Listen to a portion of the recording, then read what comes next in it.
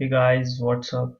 This is YouTube channel Proton classes, and today we are going to do a 12th class chapter solid state. There will be various subparts in this chapter solid state. In 11th class we have studied in an explanatory manner the liquids and the gaseous state, and here we are going to do solid state.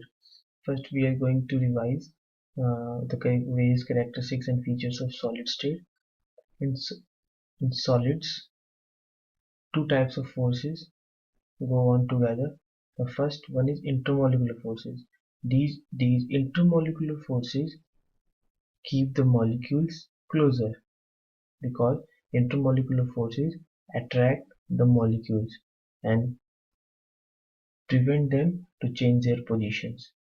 The second force is thermal energy or called heat energy, which keep them apart means molecules apart and make them move faster.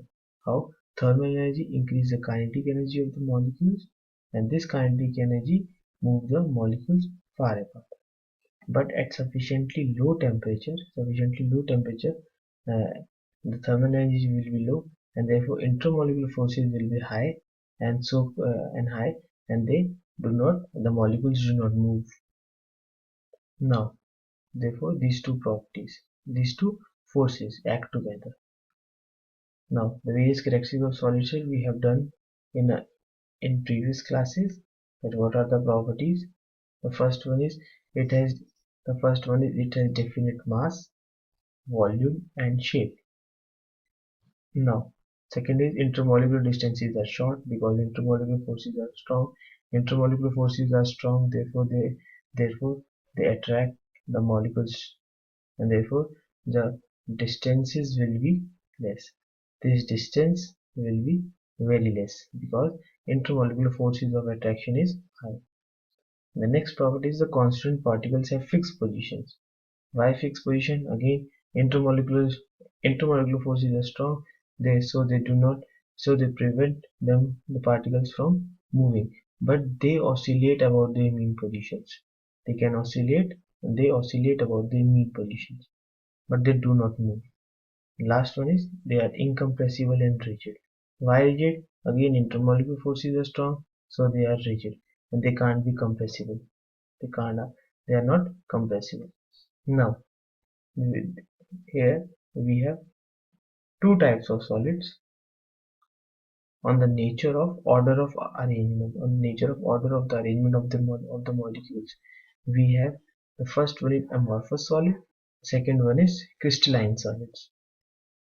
We already heard the word crystal. A crystal is a solid figure which has definite geometrical shape and flat surfaces and sharp edges. They are not irregular. And the molecules are regular. It consists of a crystalline solid consists of large number of small crystals. Here, arrangement of constituent particles is ordered. Is ordered means like this. The particles are in an ordered way, like this, and they are not arranged haphazardly. We can see from this figure. This is called crystalline structure because they are in ordered way, but this one is amorphous one because the molecules are not arranged in a regular and ordered way. They are arranged haphazardly. Now, next properties, crystalline solids have long range order. Long range means that there is a regular pattern of arrangement over the entire crystal. If it is arranged in a regular manner and over the entire crystal, it means it have long range order, and crystalline solids have long range order. Now it has sharp melting point. Why sharp melting point? Because each molecule has a definite melting point and they are arranged in a regular way, so they have a sharp melting point. Next important property is anisotropic. Crystalline solids are anisotropic. Anisotropic means when these solids are measured along different directions in the same crystal. What? When measured along different directions in the same crystal, the different physical properties show different values along same direction, like this. In this direction, in this direction, in different directions, they show different values because here particle, this one, they are different. That's why in direction CD and in direction AB the properties will be different. Which properties? Various physical properties like electrical resistance, refractive index, etc. So what is anisotropic? Anisotropic means physical properties show different values in a crystalline solid when measured along different directions. When measured along different directions in the same crystal, these solids show different physical properties. Why this happens? Because this arises from different arrangement of particles in different directions. In different directions, particles are arranged differently. That's why they are anisotropic. The basic examples are sodium chloride and quartz. Sodium chloride and quartz are basic examples. Next one is amorphous solids. These are just opposite of crystalline solids. They have crystalline solids have a particular shape, but amorphous are shapeless. Means they do not have any particular shape. They are irregularly shaped. They have short range order because the structure is not over the same structure is not over the entire crystal. They are arranged haphazardly. The structure of amorphous solids is similar to that of liquids. Why similar to that of liquids? Because liquids do not have a fixed shape. That's why it's same as amorphous solids. Amorphous solids also do not have the same shape.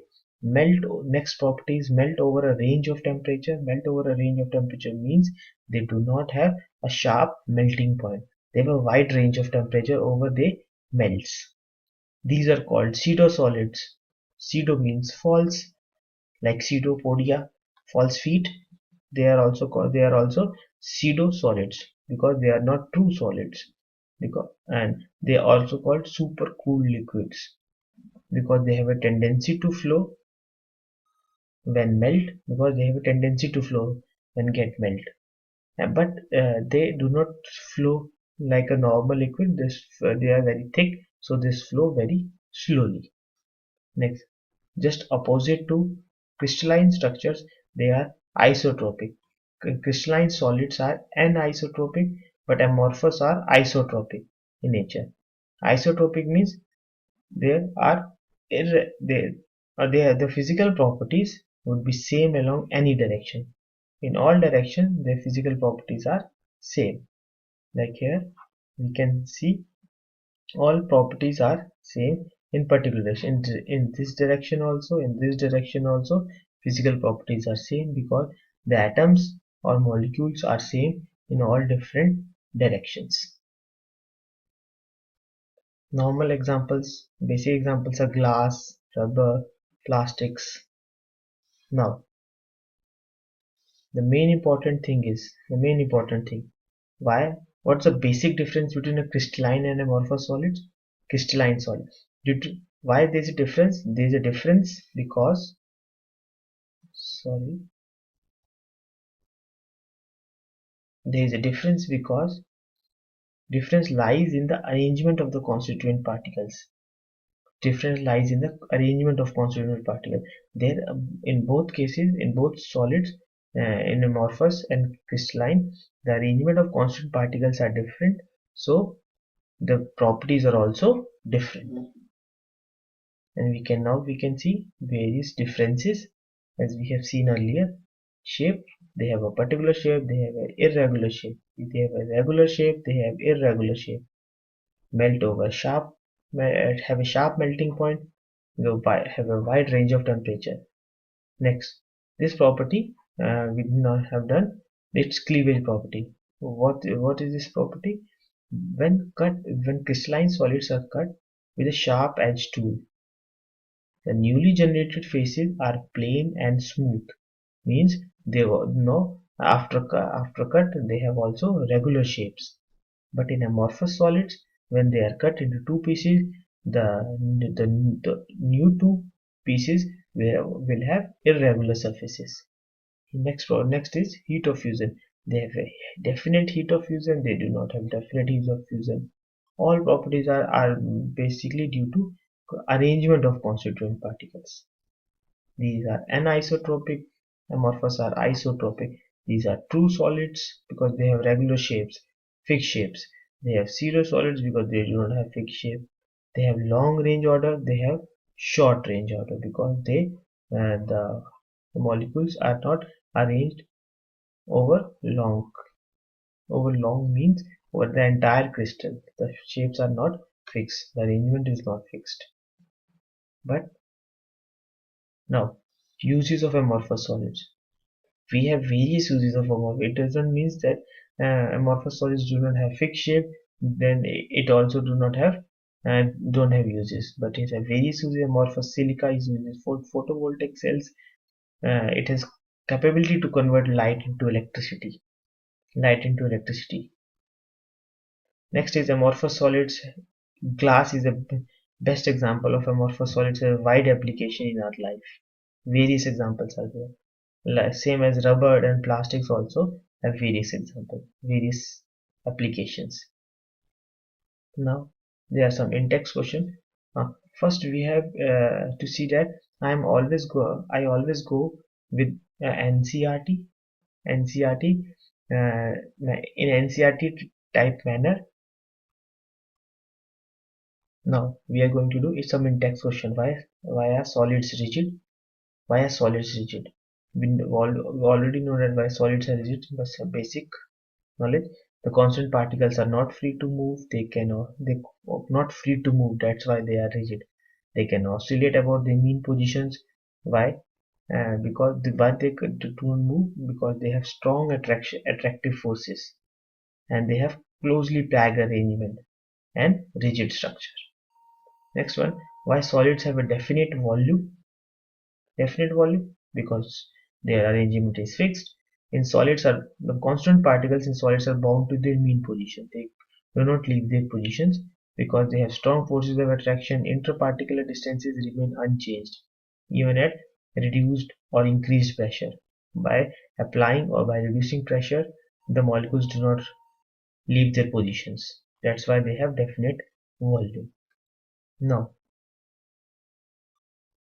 now in this question we have to classify amorphous and in between amorphous and crystalline solids. There are various amorphous solids you can grow from this column and this from crystalline. You have to learn this. You have to learn this. But we can judge by metals and non-metals. Metals are always have crystalline structures. Next, why is glass considered a supercooled liquid? We have to give answer by this point. Fluidity is a property of glass in which it resembles to liquid. We have to give answer by using the property of fluidity. Glass is an amorphous solid because it shows a property of fluidity, but it also flows very slowly because it is very thick. The proof can be seen from doors and of old buildings because they are slightly thicker at bottom than at the top, because glass flows down very slowly and makes the bottom portion thicker after a long period of time. Next is refractive index of solid is observed to have the same value along all directions. Comment on the nature. Refractive index is a physical property and have same value. It means this is amorphous solids because in amorphous solids they have their properties are same in all directions. Thank you for watching. In next video we learn more about this chapter.